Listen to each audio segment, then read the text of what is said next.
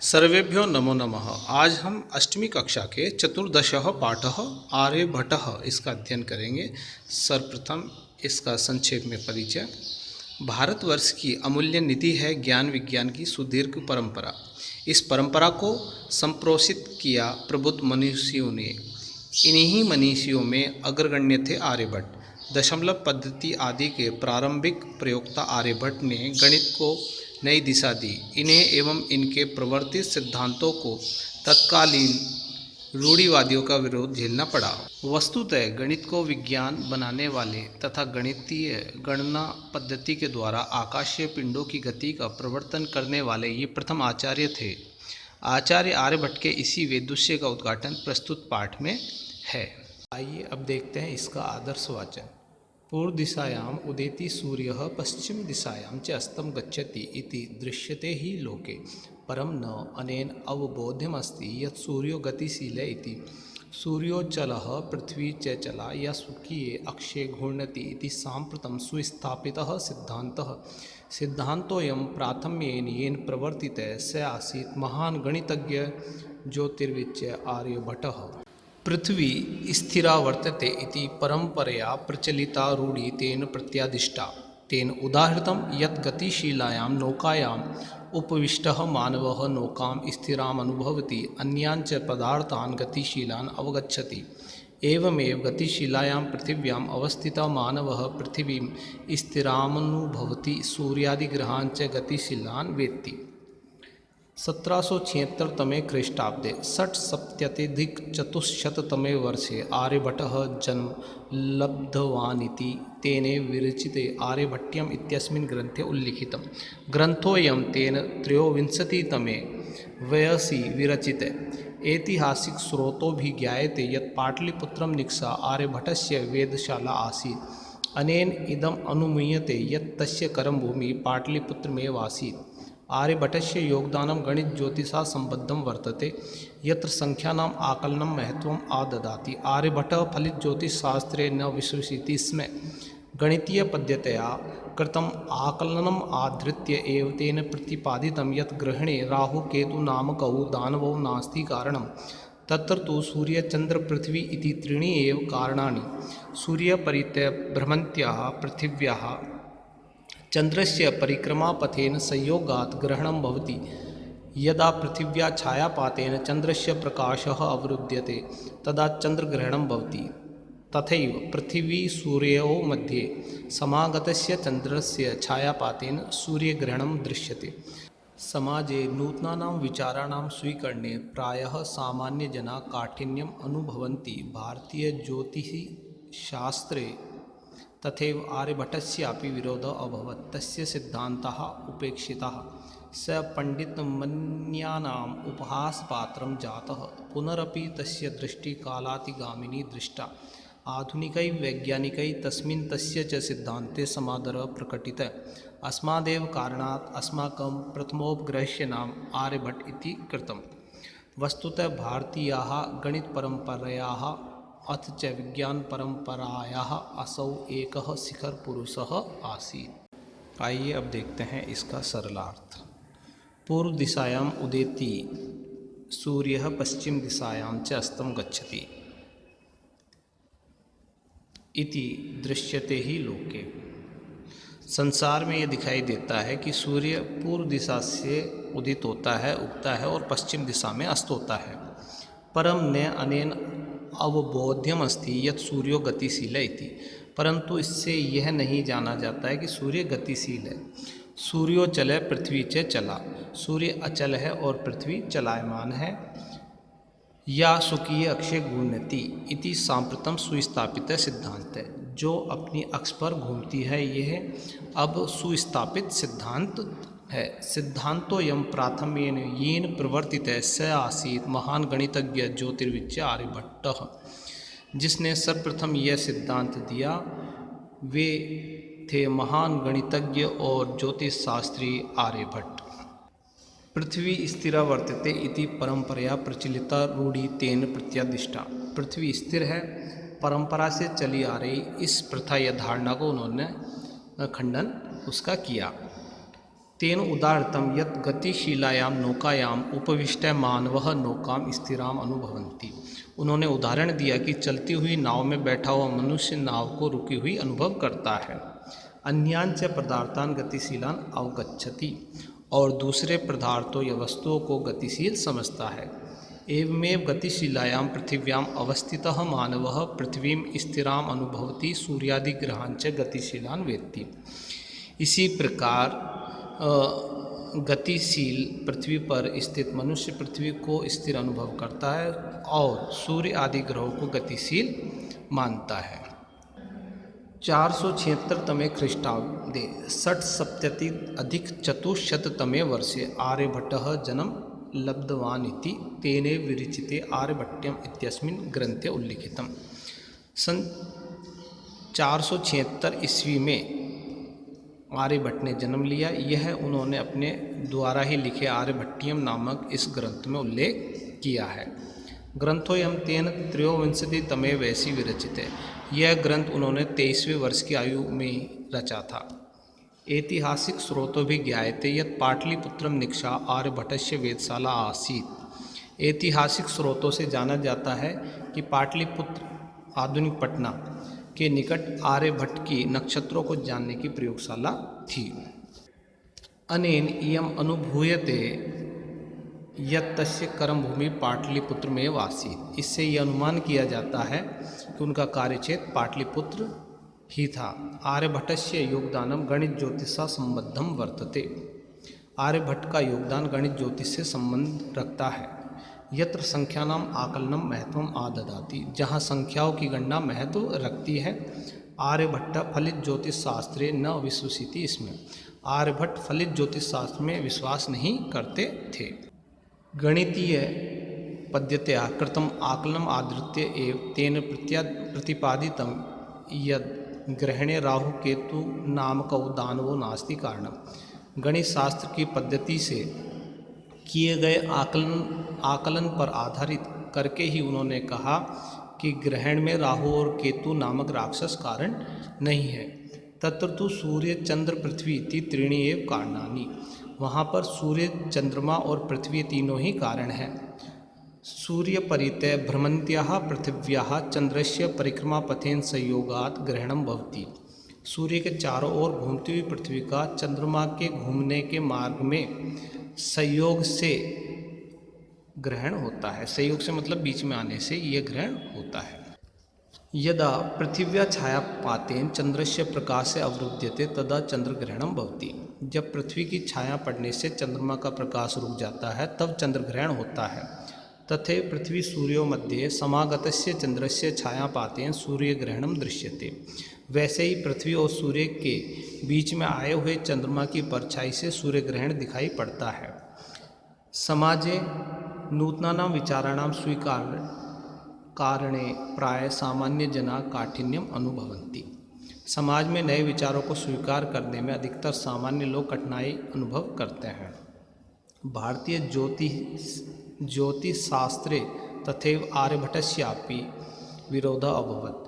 भारतीय ज्योतिष शास्त्र में वैसे ही आर्यभट्ट का विरोध हुआ। तस्य सिद्धांता उपेक्षिता, उनके सिद्धांत अनसुने कर दिए गए। स पंडित मन्यानाम उपहास पात्रम जातो, वह स्वयं को विद्वान मानने वालों की हंसी का पात्र बन गए। पुनरपि तस्य दृष्टि कालातिगामिनी दृष्टा, फिर भी उनकी दृष्टि समय को लांघने वाली देखी गई।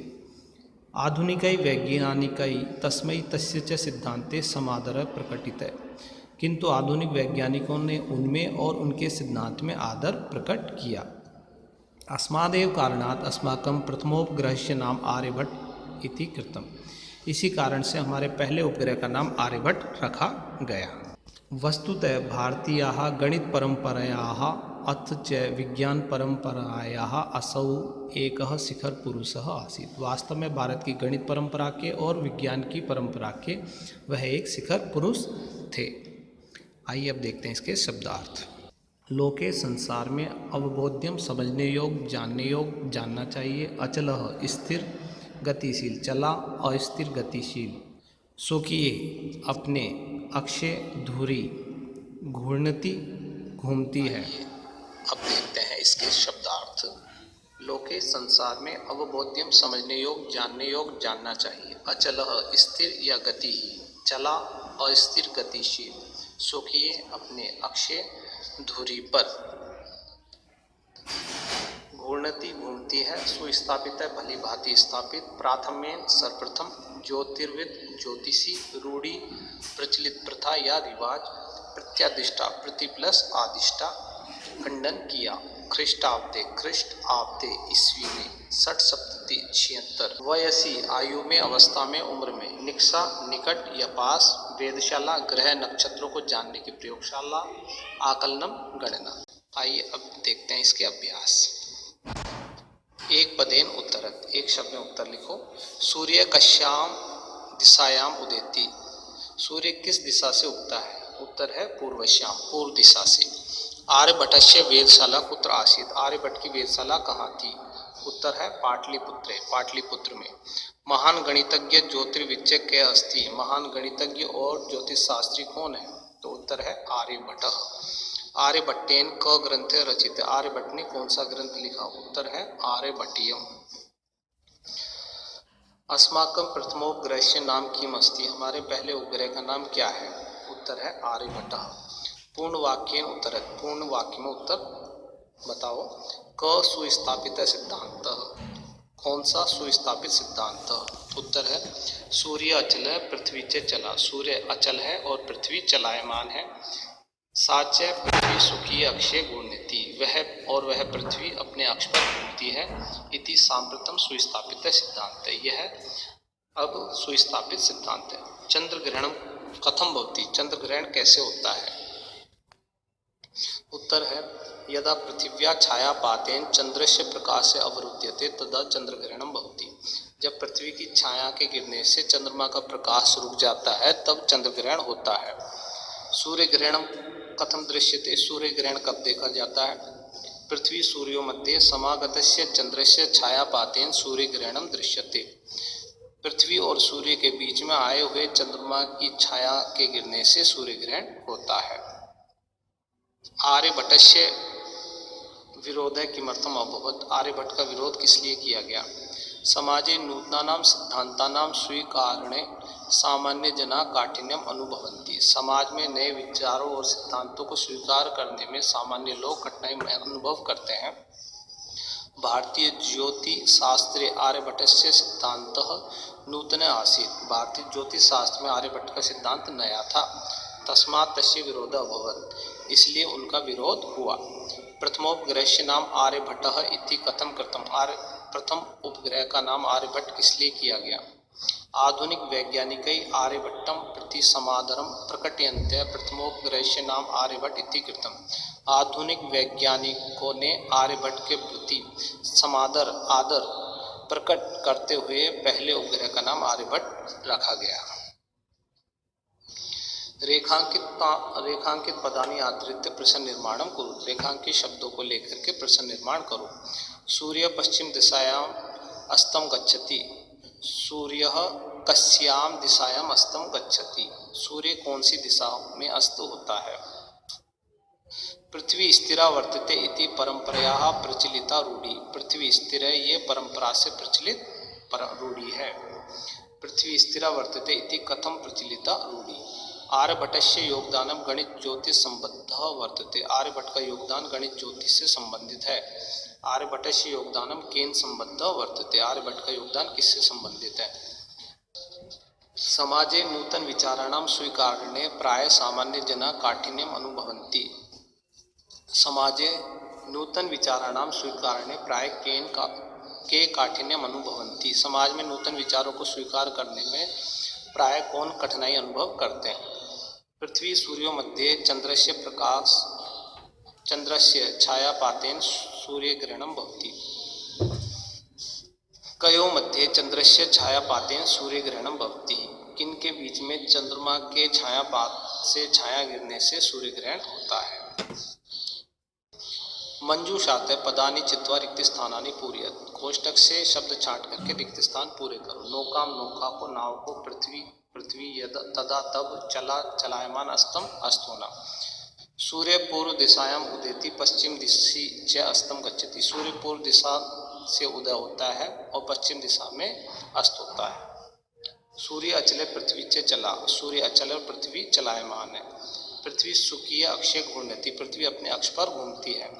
यदा पृथिव्या छायापातेन चंद्रस्य प्रकाशस्य अवरुध्यते तदा चंद्रग्रहणम भवति, जब पृथ्वी की छाया के गिरने से चंद्रमा का प्रकाश रुक जाता है तब चंद्रग्रहण होता है। नौकायाम उपविष्ट मानव नौकाम स्थिराम भवति, नौका में बैठा हुआ मानव नौका को स्थिर अनुभव करता है। संधि विच्छेदम कुरु, संधि विच्छेद करो। ग्रंथोयम, ग्रंथ प्लस अयम। सूर्याचल, सूर्य प्लस अचल, तथैव तथा प्लस एव। कालातिगामिनी, काल प्लस अतिगामिनी। प्रथमोपग्रहस्य, प्रथम प्लस उपग्रहस्य। अधोलिखित पदानाम विपरीतार्थक पदानि लिखत, नीचे लिखे गए शब्दों के विलोम शब्द लिखो। उदय अस्तम, अचलः चलः, अंधकारः प्रकाशः, स्थिरः गतिशीलः, समादरः निरादरः, आकाशस्य पृथिव्या। अधोलिखित पदानाम समानार्थ पदानि पाठा चित्वा लिखत, नीचे लिखे गए शब्दों के समानार्थक शब्द पाठ से छांट कर लिखो। संसारे लोके, इदानीम सांप्रतम, वसुंधरा पृथ्वी, समीपम निक्षा, गणनम आकलनम, राक्षसौ दानवौ।